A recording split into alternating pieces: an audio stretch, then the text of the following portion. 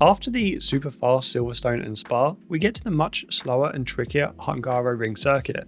This is a track that combines elements from places like Monaco and Zandvoort and really requires precision and a hell of a lot of downforce. Although with that in mind, this is a car setup where keeping up with the AI has taken a bit more priority over outright lap time.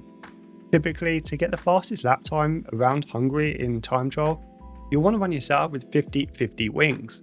This will lead to the quickest times possible, but it will mean during a career mode race, you're going to get destroyed by the AI down the pit straight. With the majority of you guys racing against the AI in career mode or my team, I focused around creating a setup that can compete with the AI down the straights while also remaining fast and stable around the rest of the lap. But be warned, for those looking for a time trial setup, this is not the setup you're looking for. If you do want that style of car setup with 50-50 wings or close to it, check out our Pro F125 car setup bundle. That bundle includes multiple setups for Hungary and every other track, with setups geared much more for ultimate lap time and less towards sacrificing your time to keep up with the AI in a straight line. But with all of that said, let's look at our Aero setup.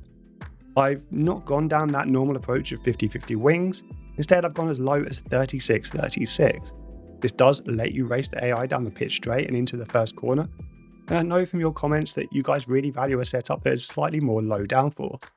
If you want to jump into time trial or test a setup with better lap time potential, and you don't mind sacrificing straight line speed, you can push the Aero all the way up to 50-50.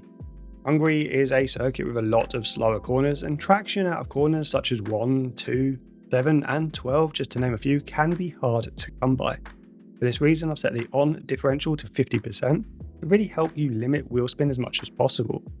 Again, this is a different approach to many time trial setups in our pro setups, but it's one of the key differences that make this a good, stable race setup. Set your off-throttle differential lower than normal at just 30%, and this really affects the car on the approach to a corner and helps just rotate it a little bit better.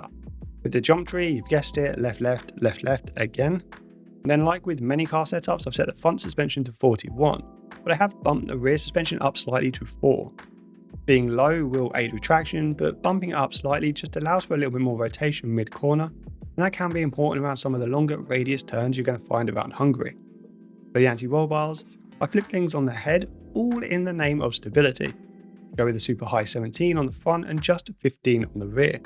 This helps keep your car facing the right way and prevents a lot of over-rotation that can happen when your ARBs become overloaded through longer turns. Then set the ride height to 21 and 48. You will be all over the curves at Hungary, some of which are quite high, and the track itself can be bumpy in places, so a slightly higher ride height can be beneficial. I've set the brake bias to 54%, which can really help reduce front locking into corners such as turn 13, where your inside left tyre often locks, and then set the pressure to 100% like normal. For the tyres, I've lowered the front pressures ever so slightly, and this will help them grip the track a little bit more, providing a bit more mechanical grip as well as keeping them in the right temperature window.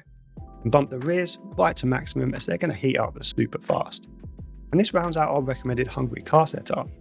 This is a slightly different approach to most setups you're going to find on the time trial leaderboard, and I've really focused on straight line performance as so many of you guys have asked for this style of setup. You may think it's not needed around Hungary, but if you do run 50-50 wings during a race, you're almost certainly not going to be able to overtake into turn 1, whereas this setup is a big improvement in that area. Let me know in the comments below your thoughts on this setup and how it handles, and whether you actually prefer this style of lower downforce setup. For now guys, stay safe, stay sexy, and I'll see you on track.